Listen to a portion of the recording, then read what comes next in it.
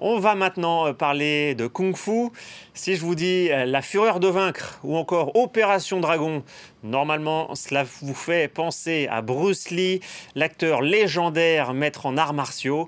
En cette année 2020, il aurait fêté ses 80 ans. L'occasion de revenir sur cette icône du sport et du cinéma.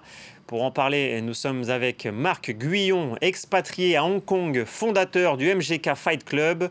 Bonjour Marc. Bonjour.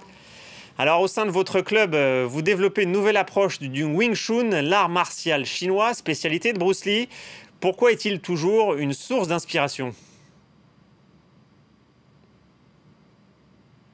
Oui, Bruce Lee, toujours une source d'inspiration en effet, parce qu'il était en quelque sorte un visionnaire, il était en avance sur son temps. Savez-vous quel est le sport qui se développe le plus vite actuellement dans le monde? C'est le MMA, le Mixed Martial Arts. Et en fait, Bruce Lee était le premier à le pratiquer en quelque sorte. Donc en fait, le Kung Fu est en réalité le côté martial de ce qui existe aujourd'hui. Dans le monde entier, tout le monde pratique le Mixed Martial Arts, les arts martiaux mixtes. Et bien entendu, c'est une grande inspiration. Bruce Lee était un philosophe aussi. Et voilà, quand on regarde ces films, même aujourd'hui, ça donne envie de pratiquer. Et est-ce que cela vous arrive dans vos enseignements d'utiliser encore des techniques que développait Bruce Lee à l'époque ?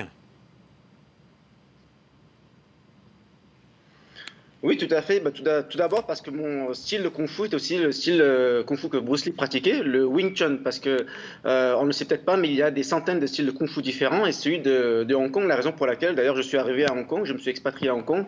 À l'origine, c'était pour le Wing Chun. Il y a beaucoup de films à ce sujet d'ailleurs. Et aujourd'hui, autrefois c'était Bruce Lee, aujourd'hui c'est Ip Man qui retrace d'ailleurs l'histoire du maître de Bruce Lee qui lui enseignait quand il était jeune. Et ensuite, Bruce Lee a diversifié son enseignement avec d'ailleurs de la boxe. Il a appris l'escrime, il a fait beaucoup d'autres arts, sports que le Kung Fu.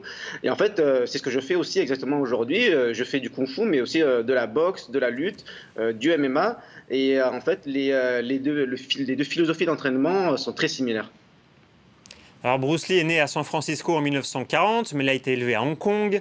À 19 ans, il retourne aux États-Unis pour étudier, puis il revient à Hong Kong à l'âge de 31 ans, une année avant sa mort. C'est là que sont tournés ses films majeurs. Quel héritage a-t-il laissé ?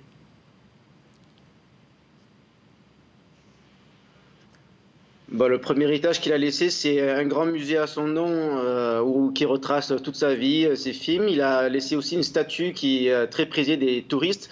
Une des premières photos que j'ai prises à Hong Kong quand je suis arrivé, c'est une photo avec lui. On peut la retrouver un peu partout dans les réseaux sociaux. Et bien entendu, il a laissé un très fort esprit de fureur de vaincre en quelque sorte. Et aujourd'hui, les clubs à Hong Kong l'appliquent en ayant la fureur de survivre cette période sanitaire.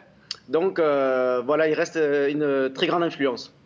Et en 2020, est-ce qu'il est encore aujourd'hui un personnage important dans la culture hongkongaise ? Oui, il est toujours un personnage très important. J'ai moi-même des amis, des collègues qui sont combattants en arts martiaux, ils sont pratiquants de Kung Fu.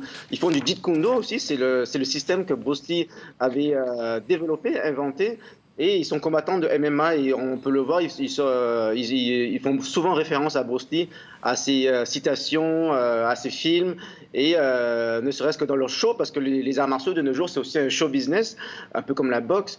Et donc, dans leur promotion, les combattants font souvent référence à Bruce Lee de manière artistique, ne serait-ce que dans les chansons, tout ce qu'on fait avant un combat pour faire la promotion de son combat. Donc, il reste très influent parmi les combattants même. Alors, il y a ceux qui ont vu ces films au cinéma, ceux qui ont vu Bruce Lee de leur vivant. Mais aujourd'hui, pour la jeune génération, est-ce qu'il parle encore à la jeune génération ? Est-ce que c'est un nom connu chez les plus jeunes ? Oui, c'est un nom connu. Alors, ce qui est vrai, c'est que les jeunes de nos jours, ils ne sont pas précipités tout de suite pour voir ces films. Il y en a beaucoup qui n'ont pas vu ces films, ou alors pas intégralement, mais qui connaissent sa philosophie, qui en ont entendu parler. Une autre raison pour laquelle il est toujours très présent parmi les jeunes à Hong Kong, c'est sa façon de penser qui est toujours être très pragmatique et chercher l'efficacité dans le combat, mais aussi dans tout le domaine de la vie.